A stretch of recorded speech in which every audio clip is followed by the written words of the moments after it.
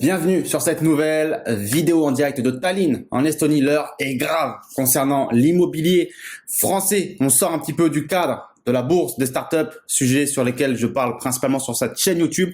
Mais voilà, je ne peux pas m'empêcher de faire une vidéo sur ce que je viens de lire et sur ce qu'on m'a envoyé il y a de ça quelques jours. On va parler d'immobilier et de pourquoi l'immobilier est potentiellement en danger. Pourquoi tu ne devrais pas tout miser sur l'immobilier en France, parce que il y a de sérieux inconvénients à l'immobilier. Avant qu'on rentre dans le détail et que je te montre cette note, cette directive, cette note d'analyse, comme tu peux le voir ici sur l'onglet, qui a été rédigée par une des branches du gouvernement français, voilà, je vais te montrer un petit peu ce que j'ai moi en immobilier, où j'en suis, pour que tu puisses voir que j'ai quand même fait un petit peu d'immobilier, si tu me découvres à l'instant. Moi, j'ai touché à peu près à tout. J'ai touché, en tout cas, sur tout ce qui est l'habitation. J'ai pas touché au professionnel, mais sur ce qui est de l'habitation, j'ai touché aussi bien au parking, au studio, au T2, au T3, immeubles, maisons. J'ai fait de la location long terme, de la location court terme, il y a du Airbnb, de la colocation, de la location nue, de la location meublée. Bref, j'ai vraiment touché à pas mal de choses. J'ai aujourd'hui, je pense, à peu près une quinzaine de lots, et ce patrimoine globalement que j'ai en France, c'est de l'immobilier français, doit valoir à peu près grosso modo 1,5 million d'euros, je sais même pas précisément, mais voilà, aujourd'hui on est à Tallinn, c'est pas un hasard, j'y suis expatrié, donc tout mon immobilier français que je viens de te citer, moi je l'ai gardé, il continue de tourner. Tout est délégué en agence ou chez des huissiers en France, donc j'ai pas à m'en occuper. Ça génère du cash flow, ce qu'il y a d'emprunt se rembourse tout seul, donc voilà, c'est très bien. Et puis avoir une base immobilière en France, c'est pas trop mal, mais attention, on va voir quand même que il y a des choses que le gouvernement nous prépare, ou en tout cas sur lesquelles ils sont en train de plancher, qui peuvent être inquiétantes. Le gros problème de l'immobilier, vous le savez, moi je vous parle tout le temps d'actions à dividendes, de start-up, etc., ou même les cryptos. Le gros problème de l'immobilier, c'est quoi? C'est que grosso merdo, c'est quoi? C'est une maison, donc c'est un toit, c'est un terrain, voilà, c'est des trucs qui bougent pas. C'est-à-dire que aujourd'hui, tu veux venir t'expatrier en Estonie, tu peux pas prendre ton immeuble qui est situé en France, dans je ne sais quelle ville, le prendre avec toi et t'expatrier avec. Non, c'est pas possible. Pareil pour ta place de parking, pour ton studio, pour ta maison, tu peux pas. Alors que tes actions, tes cryptos, ta clé Ledger, ton portefeuille de valeurs mobilières ou ce que tu veux, tu les prends avec toi, tu les déplaces à l'autre bout du monde, que ce soit en Thaïlande, en Afrique, en Estonie, au Panama, où tu veux, tu peux transférer ça facilement. Donc, il faut comprendre aujourd'hui que l'immobilier est clairement un outil de contrôle d'une population, des propriétaires immobiliers, puisque aujourd'hui, c'est très facile d'aller mettre de nouvelles taxes sur les propriétés immobilières. Tu pourras rien faire. Tu pourras pas prendre ta propriété et partir ailleurs. Donc c'est un très bel endroit où aller taxer les gens en France, c'est via l'immobilier. Et c'est bien ça le gros problème, puisque si on reprend justement cette note d'analyse qui émane donc de France Stratégie, je te la montre. France Stratégie, c'est quoi? C'est une administration publique française. Tu vois, c'est le service central d'un ministère. C'est en grosso modo, c'est une branche, on va dire, de l'État qui est là pour plancher sur certains sujets, qui est chargé d'animer un réseau constitué d'organismes publics, qui est là pour participer à l'évaluation des politiques publiques. Bref. Grosso merdo, ils ont sorti une note d'analyse sur comment assurer la résorption des dettes publiques en zone euro. On va pas tout lire, ça fait 12 pages, c'est globalement long. On va surtout aller sur les endroits les plus intéressants. On va lire la première page et après on va aller sur la page principale qui nous intéresse. C'est quoi ce document? Ce document, il nous dit quoi? Il nous dit, afin d'assurer la pérennité de la monnaie commune, les États doivent s'entendre sur l'architecture qu'ils souhaitent à terme pour la zone euro. Quel que soit le choix de réforme retenu, un obstacle peut se dresser devant eux pour la mettre en œuvre. Le niveau élevé des dettes publiques et les écarts importants de ce point de vue entre les pays européens. Ok? Donc c'est pas une nouvelle. Il y a beaucoup de dettes en Europe et dans beaucoup de pays. Les dettes publiques restent à des niveaux qu'une politique budgétaire rigoureuse permet de résorber. Bon, ça, tout est relatif. Cette stratégie n'est pas sans risque. En effet, elle ne peut porter pleinement ses fruits que dans 15 ou 20 ans, si bien qu'elle laisse vulnérables les États fortement endettés si un choc économique externe devait survenir d'ici là. Bon voilà, encore une fois très approximatif tout ça. On nous dit que finalement on peut résorber la dette, mais on nous dit qu'en même temps s'il y a un choc économique externe, ça serait grave, ça serait chaud. En cas de défaut d'un grand pays, les conséquences pour l'ensemble de la zone euro seraient démesurées. Ok. c'est une condition nécessaire de résorber la dette publique pour qu'on ait quelque chose de sain, solide, durable pour la zone euro, etc., etc. Et en gros, on avance un petit peu. On nous dit que ça sera difficile, l'exercice est difficile, blablabli, il faut explorer des voies. Et parmi ces voies, on en a 3. Et on nous dit que, voilà, on nous fait l'énoncé de ces trois voies. La première consiste à ce que les États de la zone euro s'engagent conjointement à soutenir un pays en cas de conjoncture difficile pendant que celui-ci procède aux efforts nécessaires pour assainir sa situation budgétaire. Ok, pourquoi pas la solidarité, pourquoi pas. La deuxième, on en vient à la fin. Et la troisième d'abord reposerait sur la recherche d'un soutien auprès de la Banque Centrale Européenne. Bon, on va voir le big boss entre guillemets, on lui dit aide-nous, ok. Et la deuxième, c'est celle qui nous intéresse concernant l'immobilier. Ça nous dit que voilà, les 20 dernières années ont été marquées par une forte progression du patrimoine des ménages en Europe, en particulier immobilier, avec une distribution très inégale de cet enrichissement. Ah mince, il y a des gens qui ont beaucoup d'immobilier, qui ont fait des efforts, qui ont rénové des biens, qui se sont endettés, qui ont pris des risques, et qui maintenant, oh là là, ont du patrimoine et gagnent beaucoup d'argent. Ceci ouvre une deuxième voie qui permettrait à un État excessivement endetté de décréter qu'il devient copropriétaire de tous les terrains construits résidentiels à hauteur d'une fraction limitée de leur valeur. Alors attends quoi, on te dit qu'il y a des gens qui ont pris des risques, qui se sont endettés, qui ont fait des travaux, qui ont rénové un patrimoine, qui ont rénové le patrimoine, le parc immobilier français, et que l'État va devenir copropriétaire, boum, par magie. Il deviendrait ainsi créditeur d'une somme annuelle correspondant à la rémunération du droit d'occupation du sol. En gros, le propriétaire doit payer l'État parce que l'État est devenu copropriétaire. Ok, intéressant.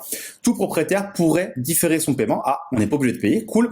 Dont le montant cumulé interviendrait alors au moment de la vente ou de la transmission du bien. Mais tu te fais quand même baiser à la fin lorsque tu revends le bien ou lorsque tu meurs et tu dois voilà, faire intégrer ce bien immobilier dans une succession. C'est génial tout ça, dis-moi. On va avancer un peu plus loin dans le document. Je crois que la phrase elle commence par concrètement. Voilà. Page 9, grosso merdo, on va pas tout reprendre, hein, ça va être long sinon. Les pages 9, on en reparle un petit peu, on détaille un petit peu cette magnifique possibilité d'aller spolier littéralement les biens des propriétaires fonciers immobiliers en France. C'est quand même génial, hein, dis-moi ce que tu en penses dans les commentaires. Concrètement, une façon de procéder consisterait en ce que l'État décrète qu'il devient copropriétaire de tous les terrains construits résidentiels à hauteur d'une fraction fixée de leur valeur et que ce nouveau droit de propriété est désormais incessible. Ok. En conséquence, je ne sais pas si c'est clair pour vous, mais en gros, l'État français, voilà, est copropriétaire de tous les biens résidentiels de France. Voilà. Et ce droit de propriété, il est incessible. L'État sera toujours propriétaire. En conséquence, l'État deviendrait créditeur d'une somme annuelle correspondant à une part de la fraction de la rente immobilière associée à la copossession du terrain. Donc, en fonction de la valeur du terrain, du bien, du loyer, etc., l'État a le droit de bénéficier d'un montant d'argent par rapport, on va dire, à la valeur locative de ce bien immobilier. Concrètement, cette rente immobilière elle-même équivaut à une partie du loyer qu'un propriétaire touche lorsqu'il loue son bien, celle qui relève de la rémunération du droit d'occupation du sol, actif non produit du coup.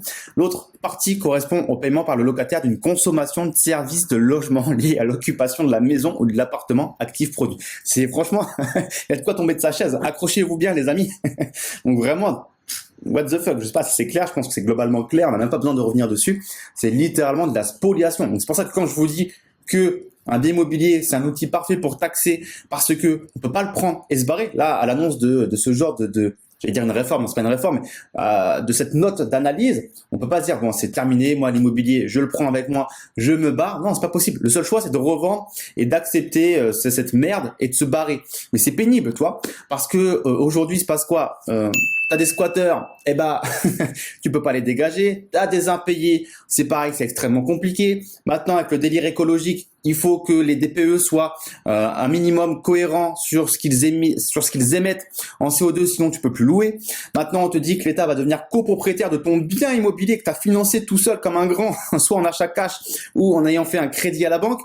Avoir du cash flow est de plus en plus compliqué. On le voit en ce moment, les taux d'intérêt augmentent. Donc, ça vient évidemment rogner ta marge. Donc, en fait, c'est quoi l'intérêt de faire de l'immobilier? Quand on voit que c'est, en plus de ça, moins rentable que la bourse, les actions à dividendes, quand on voit que déjà, il y a beaucoup plus de travail, il faut trouver le bien, il faut l'acheter, tu payes une tonne de frais de notaire. Si tu compares à l'Estonie, où ici, tu payes quelques centaines d'euros, 100, 150 euros en frais de notaire, et où tu vois qu'en France, tu payes 7%, non pas à cause des notaires, mais parce que tout va dans la poche de l'État pour la grande partie. Il y a les frais d'agence qui sont une couille aussi. Après, tu te fais chier à faire des travaux, à faire un crédit, à payer des intérêts, une assurance. Non, frérot, franchement, là, je comprends pas comment tout ça va devenir rentable. Tout propriétaire, on termine, désormais redevable de cette somme à l'État, pourrait choisir de ne pas la payer. Ah, cool. Dans ce cas, la fraction du terrain possédée par l'État augmenterait d'année en année. Quoi? Donc, je peux ne pas payer, mais si je paye pas, l'État est de plus en plus propriétaire de mon bien, de mon terrain. Ok. L'État récupérerait alors la somme due lors de la première transaction qui interviendrait sur le bien immobilier, lors de la vente ou lors de la transmission à un héritier. Un changement de ce type qui s'assimile donc à un alourdissement de la fiscalité sur l'immobilier ou sur les transmissions patrimoniales ne se rajouterait pas purement et simplement au montant d'impôts dus au titre des fiscalités préexistantes en la matière, car ces fiscalités s'appliqueraient à des montants imposables, désormais diminués. À titre illustratif, la mise en place de cette mesure à hauteur d'un quart de la valeur des terrains résidentiels permettrait par exemple à l'Italie de resolvabiliser sa dette publique instantanément. Magnifique ce mot, instantanément, à hauteur d'environ 40 points de PIB. Bref, on ne lira pas la suite parce que ça va être trop long et que je pense que vous avez déjà capté l'ambiance du document. C'est littéralement qui a pondu ça, toi voilà, ces personnes-là, peut-être, j'en sais rien. C'est moi, ça me choque. Dites-moi ce que vous en pensez dans les commentaires ci-dessous, de voir qu'on puisse sérieusement considérer cette hypothèse pour la France et concernant le parc immobilier français. Quand on voit que tout va vers le bas, on a l'impression dans l'immobilier concernant ce qu'on fait pour soutenir ce marché qui est l'immobilier, pour soutenir l'investissement. Parfois, on se demande vraiment où on en est et est-ce qu'on n'est pas encore près, encore une fois, d'une spoliation. Est-ce que pour vous, dites-le-moi dans les commentaires, c'est pas de la spoliation ça?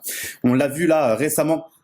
Avec ce qui se passe en Ukraine et en Russie, où eh bien on a à Londres et à Paris des biens immobiliers, des yachts ou des actifs qui sont saisis pour des raisons plus ou moins valables. Alors certains vont dire oui, mais c'est des méchants oligarques russes qui ont un lien avec le gouvernement, donc c'est normal qu'on saisisse. Non, je suis pas si sûr de ça. Moi, j'ai des gens qui sont venus me voir et qui m'ont dit mon compte Coinbase a été fermé. En tout cas, j'ai eu un contrôle de la part de Coinbase, par exemple, pour mes cryptos, parce que mon nom de famille, soi-disant, a des consonances russes, ce qui n'était même pas le cas, puisque la personne n'était même pas russe, était totalement française, sans aucune origine. Donc aujourd'hui, on a même fait des contrôles, fermé des comptes bancaires, crypto à des gens sous prétexte qu'ils étaient peut-être russes, et aujourd'hui on saisit également des biens sous prétexte qu'ils ont un rapport plus ou moins proche avec un gouvernement russe. Donc tout ça est selon moi très subjectif et je pense qu'il y a clairement beaucoup de dérives. Et là où en fait aujourd'hui on voyait qu'il y avait énormément d'argent par exemple russe qui était investi, on voit ici 27 milliards qui étaient investis par les citoyens russes au UK, au Royaume-Uni, on voit qu'en fait le Royaume-Uni ou même la France qui avait un droit de la propriété extrêmement puissant, on parle des Russes ici, mais énormément également de gens du Middle East, d'Arabes qui venaient investir à Londres ou à Paris parce que le droit de la propriété il était inviolable. Vraiment, s'il y avait un endroit sur la planète Terre où on savait qu'on n'allait jamais se faire saisir un bien immobilier parce que le droit de la propriété, le code Napoléon était respecté mais parfaitement, eh bien c'était à Londres ou à Paris. Et aujourd'hui, quand on a commencé à voir ces spoliations de biens de gens qui avaient plus ou moins des liens directs avec la Russie, ça fait sérieusement se poser des questions parce qu'on se dit est-ce que c'est pas le début de quelque chose d'un peu plus profond? Tu vois, quand on lit cette note d'analyse où on nous dit l'État va devenir copropriétaire pour une raison plus ou moins obscure qui est encore une fois de résorber la dette en zone euro. Bon, est-ce que les propriétaires immobiliers sont encore ceux qui doivent payer entre guillemets les pots cassés d'un train de vie probablement beaucoup trop élevé de plein de gens? Encore une fois, c'est pas un débat facile, hein, mais je suis pas sûr, tu vois. Donc quand on voit que les États, les gouvernements donnent énormément d'argent à plein de monde pour des choses qui sont encore une fois, on va pas rentrer dans de la politique, ça serait très compliqué, notamment concernant le conflit Russie-Ukraine, mais c'est délicat, toi. Moi, en tant que propriétaire, et vous aussi en tant que propriétaire d'actifs, on se dit, est-ce que nos actifs sont réellement à l'abri, sont réellement sous la protection du droit de biens privés. Aujourd'hui, c'est les Russes qui sont dans le viseur. Si demain on est dans le viseur de je ne sais qui, de je ne sais quelle raison, pour je ne sais quelle raison, qu'est-ce qui va se passer, toi? On voit ici la liste des biens russes gelés suite aux sanctions. Plein de biens comme ça en France, au Lavandou, à Nice, à Antibes, Paris, Saint-Jean-Cap-Ferrat, Paris 7, Saint-Barth, etc. J'avais vu tout à l'heure, Saint-Barthélemy ici. Donc voilà. Que penser de tout ça quand on lit que la propriété étant un droit inviolable et sacré, hein, c'est la Déclaration des droits de l'homme et du citoyen, nul ne peut en être privé si ce n'est lorsque la nécessité publique légalement constatée l'exige évidemment et sous la condition d'une juste et préalable indemnité. Je suis pas sûr que la fin de cette phrase a été réellement respectée. Voilà. Je ne suis pas évidemment, j'ai pas vu, voilà, entre guillemets, tout ça se passer sous mes yeux. Donc, encore une fois, j'ai pas la vérité absolue, mais je doute. C'est-à-dire que je doute de tout ce que je vois et je me dis que finalement, arrêter d'investir en France a été probablement une bonne idée lorsque j'ai décidé de le faire il y a un an, parce que j'ai le sentiment que parfois, nos actifs sont pas forcément toujours à l'abri en Europe. Donc peut-être que je me trompe, hein, j'ouvre la porte au débat dans les commentaires ci-dessous. Dites-moi ce que vous en pensez. Je sais qu'il y a énormément de propriétaires immobiliers qui me suivent sur cette chaîne YouTube. Donc dites-moi ce que vous en pensez très clairement. Encore une fois, il n'y a pas de quoi s'inquiéter outre mesure. C'est une note d'analyse. Ça n'a rien de valeur, rien d'officiel. Mais quand même, il y a des schémas de réflexion qui sont en train de se faire dans ce sens-là. Et parfois, on peut se poser des questions tout simplement. Donc voilà les amis, je vais pas faire plus long pour cette vidéo. Dis-moi ce que tu en penses dans la barre de commentaires ci-dessous. Si tu souhaites diversifier, et je sais qu'il y en a beaucoup d'entre vous qui sont malheureusement uniquement investis dans de l'immobilier et qu'on peu d'autres actifs, notamment bourse, start-up, crypto, etc. Lis bien la barre de description, il y a pas mal de ressources qui devraient pouvoir t'aider justement à investir dans des actions à dividendes aux États-Unis ou dans des start-up en Inde, au Mexique, aux États-Unis, etc., etc.